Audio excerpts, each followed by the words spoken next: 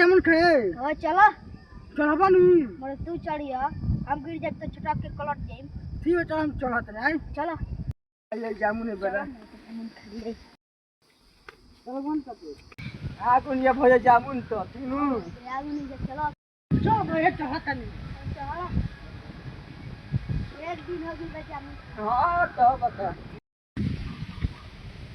ए भाइयो चढ़ बनी रे हां चल गिरा गिराइनु गिरावा गिराइनु हां रोकिए नंबर से बोल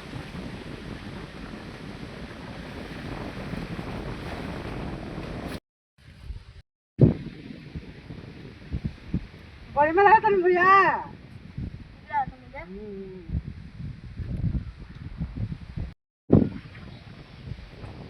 पेट भर गया भैया ए हमरे पेट भर गई चले के आओ हमारा पेट भर गया चल के चलो चल जा